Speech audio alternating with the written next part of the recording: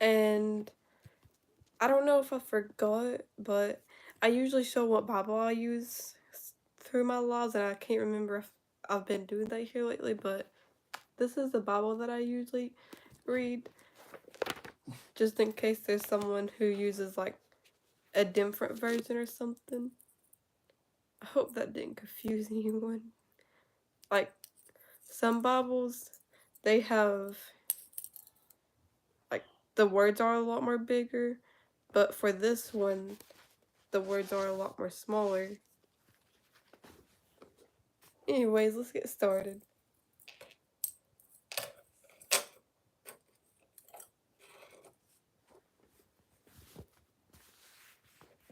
And this shall be the priests due from the people, from those who offer sacrifice, whether it is bull or sheep. They shall give to the priest the shoulder, the cheeks.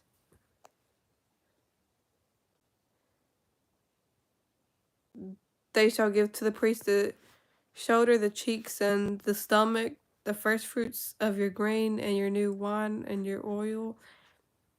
And the first of the fleece of your sheep you shall give him, for the Lord your God has chosen him out of all your tribes to stand to minister in the name of the Lord, him and his sons forever. Oh, sorry.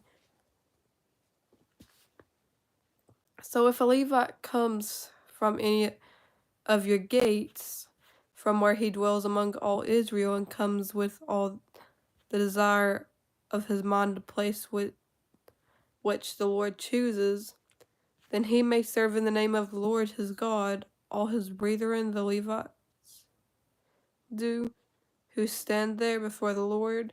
They shall have equal portions to eat, besides what comes from the sale of his inheritance.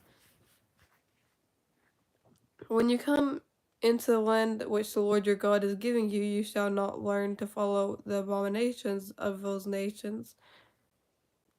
There shall not be found among you anyone who makes his son or his daughters pass through the fire, or one who practices witchcraft, or a soothsayer, or one who interprets omens, or a sorcerer, or one who conquers spells, or a medium, or a spiritist, or one who calls up the dead. For all who does these things are an abomination to the Lord. And because these abominations, the Lord your God drives them out from before you. Oh, I'm sorry. I better fix that. There we go. I'm sorry about that.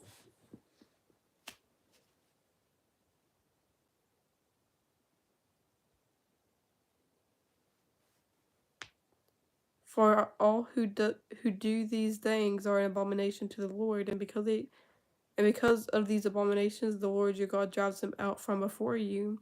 You shall be blameless before the Lord your God, for these nations which will disposes, listen to soothsayers and diviners.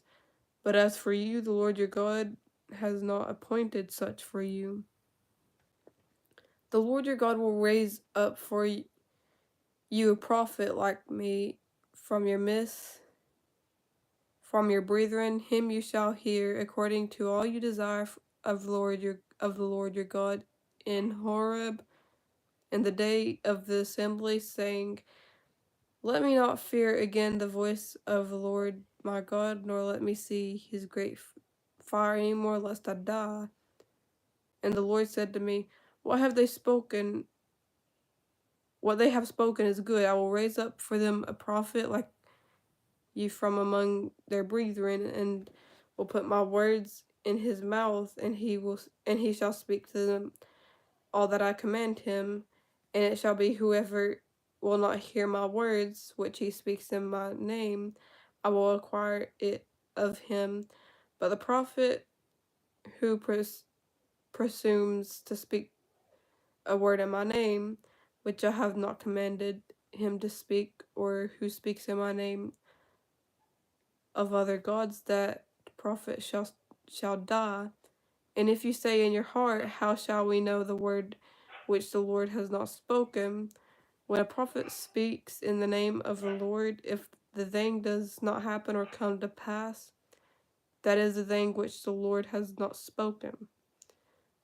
The prophet has spoken it presumptuously. You shall not be afraid of him. When the Lord your God has cut off the nations whose land the Lord your God is giving you, and you dispose of them and dwell in their cities, and in their houses you shall separate 3 cities for yourself in the midst of your land which the Lord your God is giving you to possess. You shall prepare roads for yourselves and divide into 3 parts the territory of your land which the Lord your God is giving you to inherit, that any manslayer may flee there.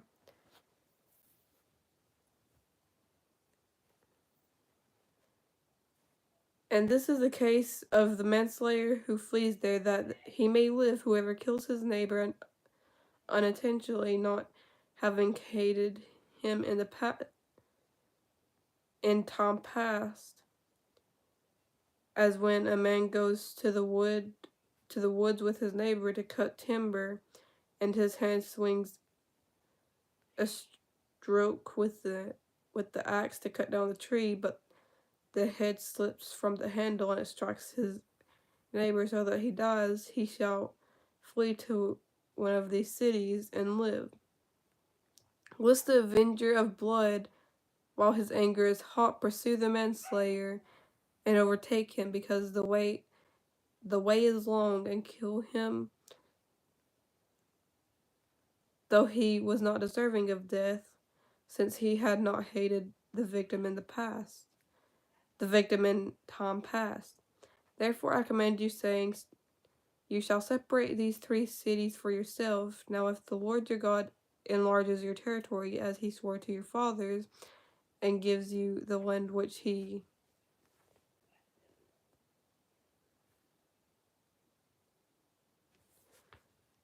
promised to give to your fathers, and if you keep all these commandments and do them, which I command you today, to love the Lord your God and to walk always in his ways, then you shall add 3 more cities for yourselves besides these 3, lest innocent blood be shed in the midst of your land, which the Lord your God is giving you as an inheritance, and thus guilt of bloodshed be upon you. But if anyone hates his neighbor, lies in wait for him, rises against him, and strikes him mortally, so that he dies, and he flees to one of these cities, then the elders of the city shall send and bring him from there, and deliver him over to the hand of the avenger of blood, that he may die. Your eye shall not pity him, but you shall put away the guilt of innocent blood from Israel, that it may go well with you. You shall not remove your neighbor's landmark, which the men of old have set in your inheritance, which you will inherit in the land that the Lord your God is giving you to possess. One witness shall not rise against a man concerning any iniquity or any sin that he commits. By the mouth of 2 or 3 witnesses the matter shall be established. If a false witness rises against any man to testify against him of wrongdoing, then both men in the controversy shall stand before the Lord, before the priest and the judges who serve in those days, and the judges shall make careful inquiry. And indeed, if the witness is a false witness who has testified falsely against his brother, then you shall do to him as he thought to have done to his brother. So you shall put away the evil from among you, and those who remain shall hear and fear, and hereafter they shall not again commit such evil among you. Your eye shall not pity, laugh shall be for laugh, eye for eye, tooth for tooth, hand for hand, foot for foot. When you go out to battle against your enemies and see horses and chariots and people more numerous than you, do not be afraid of them, for the Lord your God is with you, who brought you up from the land of Egypt. So it shall be, when you are on the verge of battle, that the priest shall approach and speak to the people, and he shall say to them, Hear, O Israel, today you were on the verge of battle with your enemies. Do not let your heart faint, do not be afraid, and do not tremble or be terrified because of them. For the Lord your God is he who goes with you to fight you against your enemies to save you.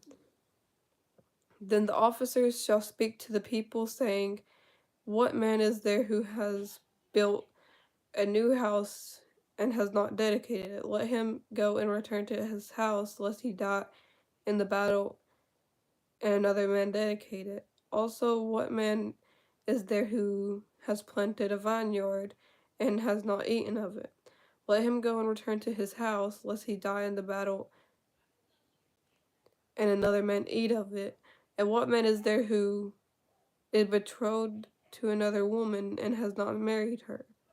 Let him go and return to his house, lest he die in the battle and another man marry her. The officers shall speak further to the people and say, What man is there who is fearful and faint-hearted?